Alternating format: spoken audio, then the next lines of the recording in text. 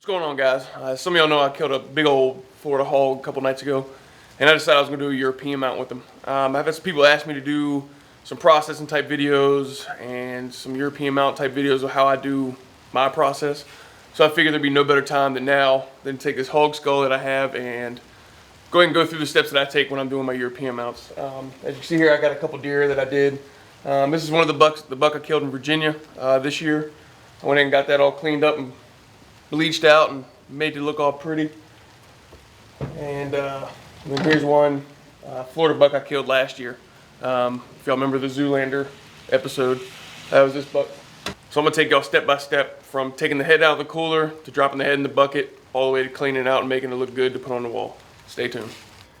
All right, so first I'm gonna make a little incision right here where I get started and cut around the snout just to get things going. Some of the research I did online before I got started, I found that a lot of guys will leave the snout in so that after you boil it, you can take the snout and just pull all the cartilage and stuff out that's on the inside, making it a little bit easier on you. So we figured we'll give it a shot, see how it works.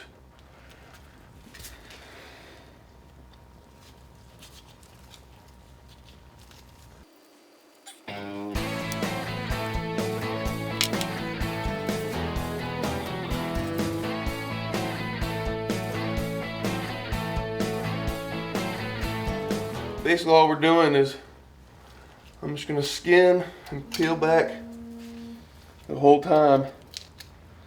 You know, the whole hide all the way back to the base of the skull so I can get everything off and expose the bare bone and skull.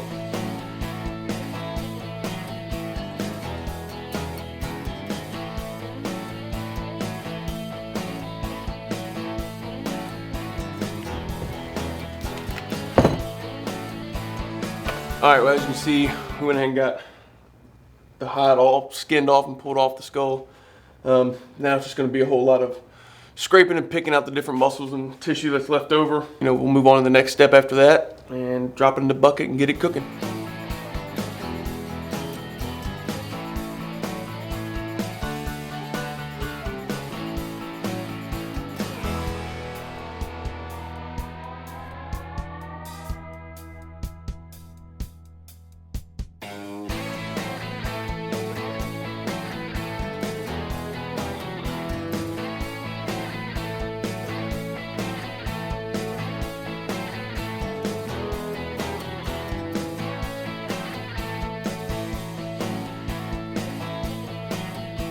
Alright, well, we've got it pretty much down to bare bone.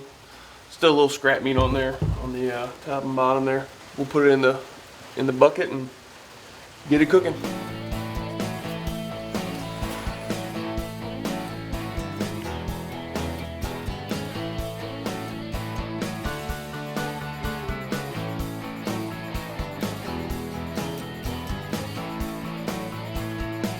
Alright guys, well, I went ahead and got the hog head all finished up boiling. We just pulled it out. I picked a little bit of it off, but all in all, it came out pretty clean.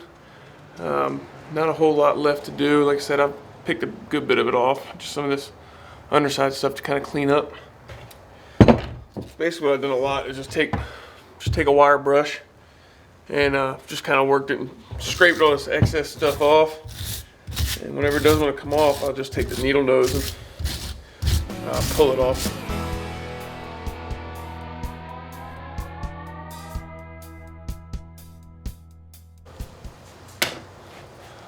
Alright, so first we're going to mix up the bleaching powder, and all it is just your basic salon care type bleach. I got, this one's 30, volume 30, I think 40 is the strongest, but that's the brand right there.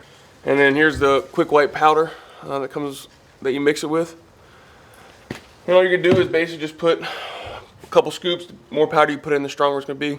So I usually do about 2 scoops, and then just pour in enough of the liquid here to get a good paste formed up. Make sure you're somewhere that's really ventilated. This stuff is pretty strong. Stings the nostrils, if you will.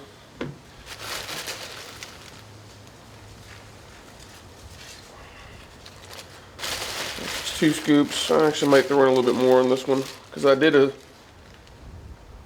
already put 1 coat on there earlier, a couple days ago, just to see how it worked out, and some of the spots came out pretty well, and others didn't bleach as much as you'd like. Me personally, I don't like them that real clean, overly bleached white. I like it just a little bit. It's like it just a little bit brighter than your normal bone color. I think doing the other stuff just takes away from the coolness of that bone color. But again, that's just personal preference. So bleach it as much or as little as you'd like, and to get the desired effect. Alright, so there we go. Now you can see it's kind of not real liquidy, but it's just got a good paste consistency to it. So that'll do right there. So all we're gonna do now is just basically paint the skull. Everywhere you want bleached, you slab the paste on there and let it sit. All right. So whenever you boil these skulls down, the muscle and the tissue that holds these teeth in place obviously is gone. So these tusks will slide out, these bottom cutters, and actually slide out a good bit. I mean, you figure when they're in there, he had about maybe an inch and a half long cutters, but as you see, they pull out to, I don't know, probably 3 inches long, something like that. So I'm gonna set these off to the side just so they're out of the way, and then same with the top. They just kind of slide right out. Any loose teeth you have, I usually just use a super glue. I use this Loctite glue here.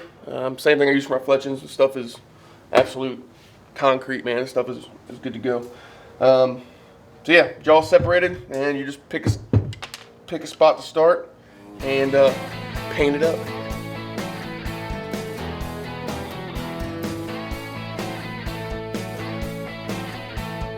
Alright guys, well, it's been a couple hours since we put the bleaching stuff on the hog skull, so what we're going to do now basically is just take the skull and we're going to use the garden hose here, and we're going to go ahead and wash it off and see how bright it is. Still got a few spots I need to clean up and brighten, but overall it's definitely getting there. And here's the bottom jaw. It came out a little bit brighter, but I'll probably still do one more coat just to make it right. Well, that's going to wrap it up. I'll probably put a couple more coats on there just to whiten it up a little bit and even things out.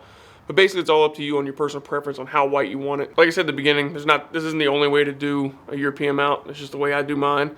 I'm sure there's guys out there that can do them way better or do them way differently.